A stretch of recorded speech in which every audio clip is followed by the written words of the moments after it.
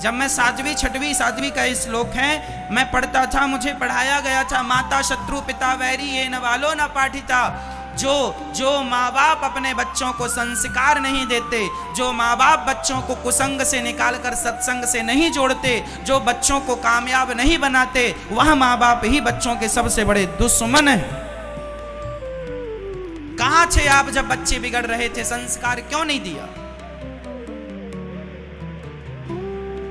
क्यों नहीं नजर रखी? क्यों आंखें फूट गई थी? धृतराष्ट्र हो गए थे, गांधारी हो गए थे? क्यों बिगड़ने दिया? क्यों तुम्हारे बच्चे सिगरेट पी रहे हैं? क्यों तुम्हारे बच्चे जुआ खेल रहे हैं? क्यों तुम्हारे बच्चे शराब पी रहे हैं? क्यों तुम्हारे बच्चे रास्ते के चलती हुई बेटी बहन को छेड़ रहे हैं? क्यों हैं तुम्हारे बच्चे ऐसे? जिनके हैं मैं उनको कह रहा हूं, आप अपने बच्चों को संस्कार देना, नहीं तो दुर्योधन बनेगा और तुम धृतराष्ट्र गांधारी बनोगी।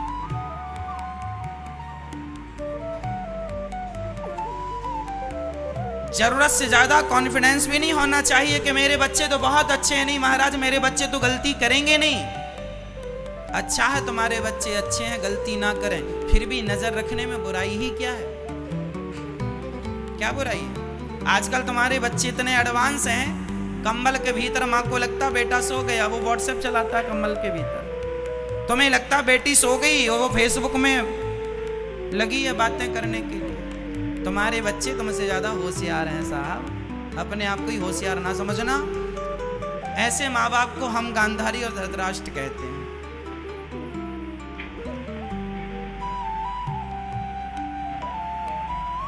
गांधारी और धृतराष्ट्र, ये महाभारत की कथा हम सभी के जीवन में बहुत बड़ा सबक है।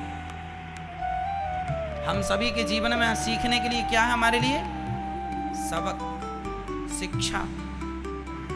गलती ना हो। जीवन की एक गलती, एक गलत निर्णय सारी जिंदगी रुलाती है। हाँ या ना?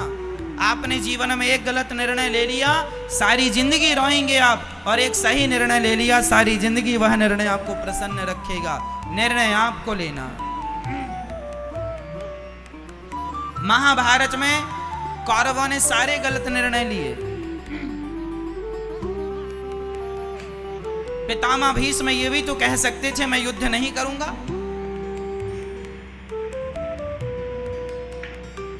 गुरु द्रोणाचार्य ये भी तो कह सकते थे अर्जुन भी मेरा शिष्य है, तू भी मेरा दुर्योधन शिष्य है, मैं युद्ध नहीं करूंगा। नहीं, युद्ध किया। कह रहे हैं मैंने रोटियां खाई हैं, नमक खाया है, ऋण चुकाऊंगा। दानवीर कर्ण कहते हैं कि लोग मुझे अपमानित करते थे, मुझे सम्मान दुर्योधन ने दिलाया है। अरे दुर्योधन ने सम्मान दिलाया है तो वो गलत है, तो जिसने सम्मान दिलाया है भले वो गलत है, तुम जान रहे हो तो गलत का साथ दोगे क्या? क्योंकि तुम्हें सम्मान दिलाया है तो तुम सम्मान की भूख में इतने ज्यादा भूखे हो गए कि तुमने एक नारी का अपमान कर डाला। क्या यही सम्मान था? गलत आदमी की संगत ना करना। मेरी मां, दो लोगों के नाम फिर बोल रहा हूं। भगवान अर्जुन के सहायक, अर्जुन को रास्ता बताने वाले कौन थे?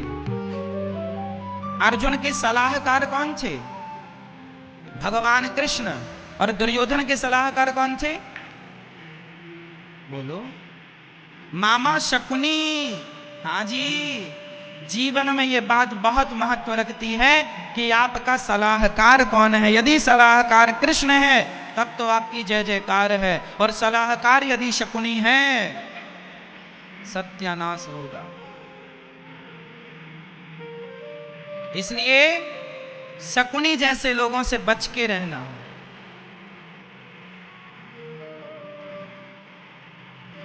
माता कैकेयी की सलाहकार कौन थी? कौन? मंथरा। परिणाम जानते हो? कैकेयी मां ने सलाह मंथरा से ली। और याद रखना मेरी मां, फिर बोल रहा हूं, सलाह हमेशा अपने से श्रेष्ठ लोगों से ली जाती है। सलाह हमेशा अपने से श्रेष्ठ लोगों से, सफल लोगों से सलाह लेनी चाहिए। असफल व्यक्ति की सलाह काम नहीं करती। जो स्वयं असफल है वो आपको सफलता के सूत्र क्या देगा, क्या सिखाएगा? स्वयं सीखा होता तो खुद ना सफल हो जाता। कैकेयी महारानी थी, सुनना, कैकेयी कौन थी उस समय? महारानी। और मंथरा कौन थी? कैकेयी के कमरे में झाड़ू पोंछा लगाने वाली दासी। एक महारानी ने सलाह किससे ली? दासी से। अरे राम राम राम राम राम राम, सलाह लेनी थी तो वशिष्ठ जी से ली होती, गुरु जी थे। सलाह हमेशा अपनी बुद्धि से ज्यादा बुद्धिमानों की सलाह लेनी चाहिए। हमारी जितनी बुद्धि है उनसे ज्यादा जिनकी है खोजो कि दुनिया में किसकी बुद्धि तुमसे ज्यादा है। इसलिए गुरु होते हैं हमारे भारत में। हमारी सोच हमारी बुद्धि से ज्यादा गुरु की बुद्धि विकसित होती है। इसलिए हम गुरु शरण में जाते हैं और गुरु जी हमें सलाह देते हैं। इसलिए सलाहकार जीवन में अच्छा होना चाहिए। अर्जुन के सलाहकार भगवान कृष्ण थे और दुर्योधन के सलाहकार शकुनी। सलाह अच्छे लोगों से लो, इज्जत सबकी करो, सम्मान सबका करो। किससे बात करनी है? अरे भाई, जिसका जितना मूल्य होगा उतनी बातें करेगा। हर व्यक्ति अपने स्तर की बातें करता है ना? एक व्यक्ति का एक दायरा होता है कि वो क्या बात करेगा। बता दूं, शराबी हमेशा शराब की बातें करेंगे। कौन सी शराब बढ़िया है? शराबी हमेशा शराब की बात करेगा, जुआड़ी हमेशा जुए की बात करेगा, गंजेड़ी हमेशा गांजे की बात करेगा। ज्ञानी हमेशा ज्ञान की बात करेगा और मूर्ख हमेशा मूर्खता पूर्ण बात करेगा। इसलिए जीवन में ये बहुत महत्व रखती है चीज कि आप किसकी सलाह ले रहे हैं। आपके दोस्त कौन हैं? आपके फ्रेंड कौन हैं? आपकी सखी कौन है? आपकी सहेली। यदि आपकी सखी सहेली आपका दोस्त यदि नेगेटिव है, नेगेटिविटी के विचार रखता है, नेगेटिविटी की बातें करता है, तो वह आपको नीचे ले जाएगा, गड्ढे में ले जाएगा। और यदि आपने पॉजिटिव लोगों के संग किया है, सकारात्मकता की बातें की हैं, अच्छे लोगों का संग किया है, यदि आपने दुनिया के टॉप 10 सफल व्यक्तियों की संगत कर लो, सुन लो, यदि आपने दुनिया के टॉप 10 सफल लोगों की संगत की तो लिख के रखना, कुछ वर्षों के बाद 10 सफल लोगों की संगत करने के बाद कुछ वर्षों के बाद 11वें सफल व्यक्ति आप ही होंगे, क्योंकि आपने सफल लोगों की संगति की। आपने धनवान लोगों की संगत की है, आप भी धनवान हो जाएंगे। और आपने कंगाल की संगत की तो आप क्या हो जाएंगे? कंगाल।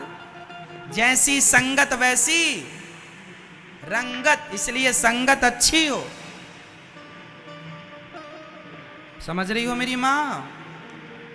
संगत अच्छी हो। संगत से गुण आते हैं, संगत से गुण जाए। लोहा जड़ा जहाज में, पानी में उतराए। अरे संगत का बहुत महत्व है मेरी मां। सुनार की तराजू में मक्खी भी बैठ जाए ना तो मक्खी की कीमत भी 5000 हो जाती है, नहीं होती? सोनार तराजू से सोना तौल रहा है, तभी सोने की तरफ यदि मक्खी बैठ गई तो कम से कम 1 ग्राम की तो मक्खी होगी। चलो आधे ग्राम की भी मक्खी हुई तो भी 2500 की तो हो गई। 5000 रुपए का 1 ग्राम सोना वर्तमान में है, लगभग कुछ ज्यादा कम हो सकता है। यदि 5000 रुपए का 1 ग्राम सोना है और यदि मक्खी आधे ग्राम की हुई तो भी 2500 की है, हाँ या ना? और वही मक्खी जाके सब्जी वाले की तराजू में बैठ जाए तो 10 मक्खी बैठ जाए तो मक्खी मक्खी ही रहेगी, कोई कीमत नहीं बढ़ने वाली। मक्खी की कीमत तब बढ़ेगी जब वह सोनार के तराजू में बैठेगी। आप किन के साथ बैठते हैं ये बहुत महत्व रखती है बात। आप सोनार के साथ बैठेंगे, सोनार मीन्स अच्छे लोग। सोनार मतलब ये नहीं कि तुम अपने नगर के सोनारों के पास जाके बैठना शुरू कर दो। सोनार का अर्थ ये है कि अच्छे लोगों की संगत करोगे तो आपकी वैल्यू बढ़ जाएगी, और गलत व्यक्ति की संगत करोगे तो आपकी वैल्यू, कीमत कम हो जाएगी।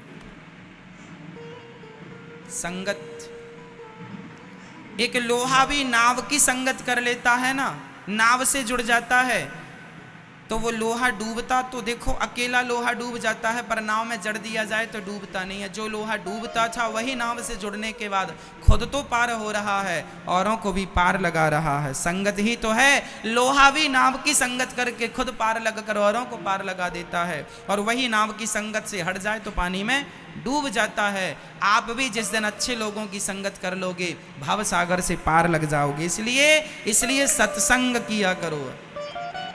आप अभी क्या कर रहे हैं? आप भी अभी संगत कर रहे हैं, सत्संग। अभी आप क्या कर रहे हैं? संग कर रहे हैं। कौन सा संग? सत्य संग। सत्य क्या है? ईश्वर का संग ही ये सत्संग है, ये ईश्वर का संग है। इसलिए सदा ज्यादा नहीं, थोड़ा नहीं, सत्संग थोड़ा ही सही, रोज किया करो, समय रोज निकाला करो।